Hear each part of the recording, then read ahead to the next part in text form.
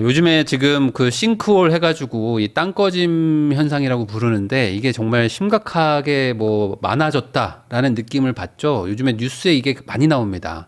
근데 뭐 저도 이쪽 관련된 일을 했었고 뭐 이쪽 전공이지만 이 싱크홀이라는 건 원래도 많아요. 원래도 많은데 한 번씩 이렇게 인명사고나 아니면 어떤 되게 유명한 지역에서 뭐 어떤 이런 것들이 일어나면은 뉴스에 막 나오기 시작합니다. 그러다 보니 지금 더 이 싱크홀 이런 거에 대한 되게 공포감 이런 게 다시 한번 좀 늘어나고 있는 것 같아요. 그래서 이런 일이 없어야 되는 거는 맞지만 현실적으로 이게 제로를 만들기는 참 어렵습니다. 그러면 이걸 최대한 줄여야 되는데 이 줄이는 것도 결국에는 계속 조사하고 탐사하고 사전에 보수하고 하면서 또 돈이 드는 거예요. 세상에 꽤 많은 문제들은 대부분 돈으로 해결이 되고 그 돈이 없어가지고 문제가 더 심각해지는 경우들도 많거든요.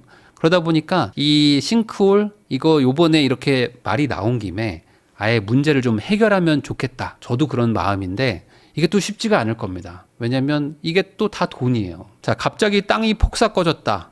이게 대부분 이제 상수관은 뭐 그래도 좀 괜찮은데 뭐 하수관 뭐 이런 것들에서 이제 누수가 되면서 흙이 깎여 나가면서 땅 안쪽에 이제 공동화 현상으로 이제 터널이나 뭐 동굴처럼 이렇게 막 만들어지는 겁니다. 근데 그 위에 아스팔트 포장이 돼 있고 나름 지층이 있으니까 뭐 가벼운 무게들은 버티는데 계속 이게 위에 차가 다니면서 진동이나 이런 것들이 반복되잖아요. 그러면은 어느 순간 못 버티고 팍 터져버리는 거예요. 그러면 이런 일들이 일어나지 않으려면 기본적으로 관 공사들을 꾸준히 해줘야 됩니다. 그래서 뭔가 좀 노후되거나 좀 뭔가 좀 파손의 우려가 있다 하면은 계속 교체를 해줘야 되는데 그러려면 또 어떻게 해야 돼요? 길 막고 새벽에 또 다 아스팔트 걷어내고 관 갈아 끼고 해야 되는데 그게 돈이 얼마나 많이 들겠습니까? 사실 생각해보면. 그러면은 여러분들 이거 공사한다고 길 막으면 또 화낼 거잖아. 맞죠? 거기다가 돈 쓴다고 하면 뭐 그런 데다 돈 쓰냐고 지금 당장 눈앞에 보이는 것도 지금 문제가 많은데 땅 속에 있는 거를 지금 해결한다고 돈 쓴다고 하면은 또 이걸로 또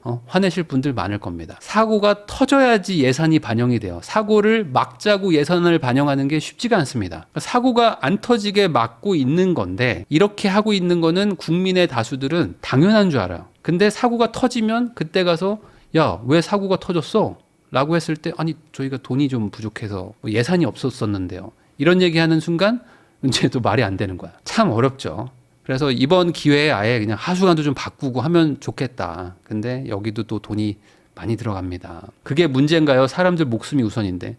당연하죠. 그러면 그 돈을 또 누군가 또 내야 됩니다. 그러면 그 돈을 어디서 가져오죠? 세금을 더 걷든지 아니면은 다른 예산에서 떼와서 다른 쪽에 예산을 삭감하고 여기로 또 가져와야 되는데 이게 또 쉽지 않은 문제니까 이거 가지고 아예 말 나온 김에 좀 고쳤으면 좋겠다. 어쨌든 이게 피해를 최소화할 수는 있거든요. 자, 토어제 재지정 때문에 집값이 꺾여가지고 안정세가 됐다 하면서 한시름 정부가 놨다라는 얘기들도 좀 나옵니다. 이 토지거래 허가구역을 확대 재지정하면서 지금 강남 3구랑 또 용산까지 묶어버리면서 사실상 이 서울 면적의 상당 부분을 이제 거래 중단 상태로 만들었으니까 당연히 집값이 안정세가 된 것처럼 보이겠죠. 특히 이제 토어제는 뭐가 문제가 있냐면 토지 거래 허가를 받아야 되잖아요. 그러니까 허가를 받고 나서 허가가 나온 다음에 실거래가 됩니다. 토어제가 전격적으로 지금 지정이 됐죠. 그러니까 그 이후 토지 거래 허가 재지정 이후에 실거래가 찍히려면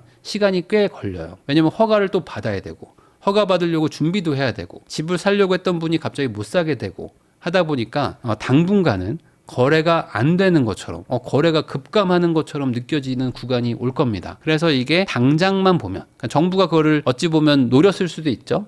이거 봐라 지금 거래가 갑자기 안정되지 않았냐 라고 얘기할 수는 있지만 이거는 거래를 지연시키는 행동이지 거래를 없애는 건 아닙니다. 결국 이렇게 시간을 벌어놓고 문제를 해결하지 못하면 나중에 어차피 돈을 모아서 또 사러 온다든지 시간이 지나면 다시 또 올라가거든요. 그래서 토허제가 집값 안정에 도움이 안 된다라는 거는 이미 많은 용역 결과나 뭐 보고서에서도 나오고 있고 경제학자들도 이게 별로 도움이 안 된다고는 하는데 정치권에서는 당장 막 급한 불 끄라고 난리가 나니까 안 할 수가 없는 이것도 또 하나의 악순환인 거죠. 자, 토어제 해제 롤러코스터 탄 잠실 해서 막 잠실이 막 급등했다가 막 다시 또 막 마지막에는 그 토어제 공표 이후 5일간 거래할 수 있을 때 막 3억 빠진 거에 또 거래되고 또 옆집은 또 2억 올라 있고 하면서 막 난리가 났었는데 잠실이 또 대단지도 많고 여기가 또 가장 거래가 또 활발한 지역이었다 보니까 여기에서 막 지금 거래들이 막 찍혔습니다. 그러면서 이제 외지인 거래도 막 엄청나게 늘어나고 막 했는데 결과적으로 이제 묶였으니까 이제 당분간 뭐 한 달 정도, 한 달에서 뭐 2달 정도는 좀 이렇게 잠잠하게 보일 수는 있어요. 거기다가 지금 탄핵이 인용이 되고 이제는 대선으로 갑니다. 그러니까 이제 대선 시즌이 시작됐을 때는 정치적 불확실성이 어쨌든 가장 높은 시기가 또 되는 거예요. 그러면 정책과 정치 그리고 부동산이 지금 아주 똘똘 뭉쳐져 있는 지금 한국의 상황에서 집을 살려고 했던 분들도 우선은 조금 기다려봐야겠다라는 생각을 할 수밖에 없죠. 특히 지금 집을 팔려고 했던 사람들도 이거 어떻게 해야 돼? 막 지금 되게 고민이 많습니다. 물론 아직 후보가 정해지지도 않았고 그 후보가 공약을 내놓지도 않았기 때문에 잠깐 조금 더 보고 그 다음에 좀 판단을 합시다라고 생각하는 분들이 대다수인 것 같아요. 특히 지금 다주택자인 분들은 뭐 집을 팔까 말까 고민을 많이 할 것 같다라고 생각을 하시겠지만 생각보다 다주택자들이 많지는 않아요. 그러니까 다주택자가 없는 게 아니라 이런 걸 고민해야 되는 다주택자들은 이미 몇 년 전부터 다 팔았습니다. 많이 팔았어요. 강남에 정말 막 세 채 가지고 있고 이런 분들 있잖아요. 그런 분들은 종부세가 엄청 나왔었거든요. 옛날에 막 1억, 2억, 3억씩 종부세를 냈던 사람들도 있어요. 그러니까 그런 분들은 뭐 증여를 하거나 뭐 집을 하나 팔거나 하면서 사실상 1주택자로 만들어진 경우가 많죠. 그러니까 지금 남은 다주택자들은 뭐 좋은 집을 여러 채 가지고 있는 분들보다는 좋은 집 하나 있고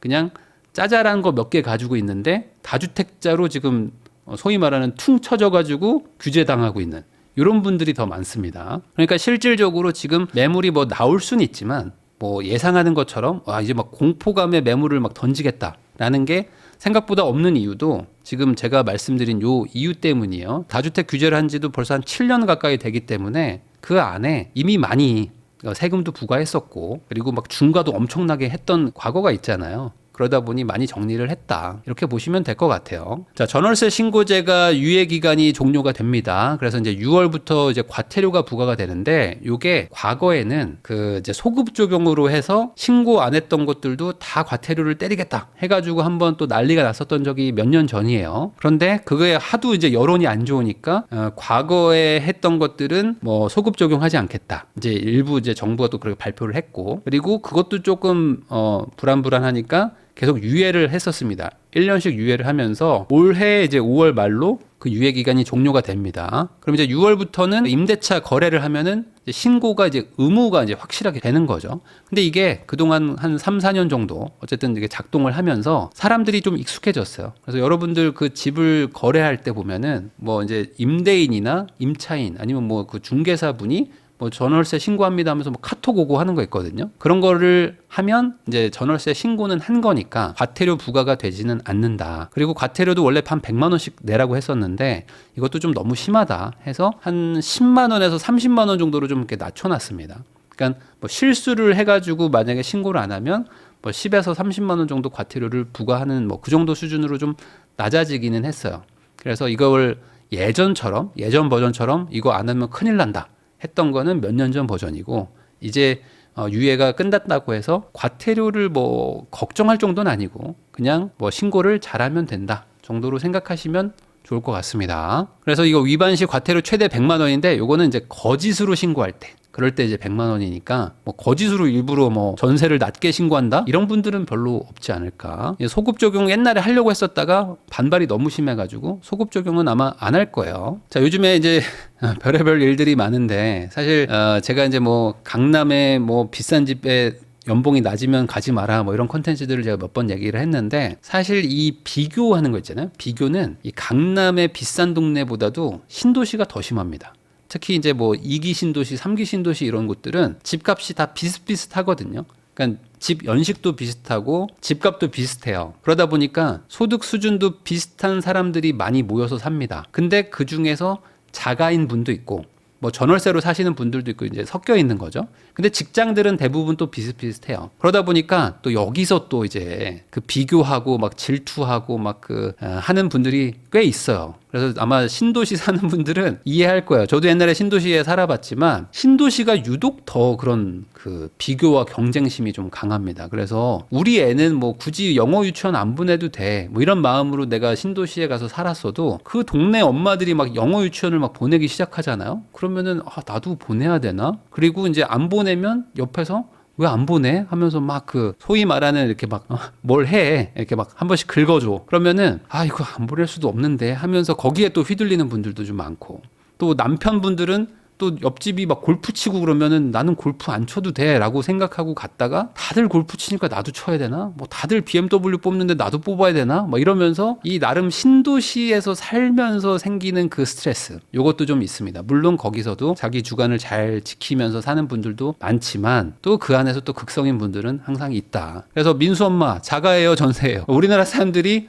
가장 어찌 보면 예의에 어긋나지만 그냥 막 물어보는 것 중에 하나가 자가예요, 전세예요? 뭐 이런 거 많이 물어보잖아요. 근데 이거를 또 자가에 사는 분들은 자가라고 뭐 말을 하죠. 근데 또 옆집이 누가 또 자가라고 하는데 저는 또 전세 살아요, 뭐 저는 월세 살아요 라고 말하기도 참 어렵단 말이죠. 그래서 이런 것들이 뭐 이제 서구 선진국 이런 곳들은 이제 개인주의 이런 게 더 강해졌는데, 그것도 세대가 지나면서 차곡차곡 쌓인 문화니까 우리도 이제 시간이 지나면 이런 게 해결이 되겠지만 아직까지는 우리나라는 좀 비교나 뭐 경쟁 이런 게 좀 심한 건 있다. 그래서 아마 신도시에 사는 분들은 맞아 막 이러고 있을 수도 있어요. 옆집 애가 자전거를 샀다? 그럼 그 브랜드가 뭔지 또 신경을 안 쓸 수가 없어. 이런 동네는 또 그런 게 있습니다. 자, 1주택자 재산세 줄어든다. 뭐 공시 가격 대비해서 뭐 조금 뭐 낮아졌다. 뭐 이런 것도 있는데, 뭐 재산세나 뭐 종부세는 당장은 뭐 엄청나게 큰 부담이 되는 건 아니에요. 전 정권에서 많이 좀 낮춰놨기 때문에 지금 뭐 종부세를 내기는 하지만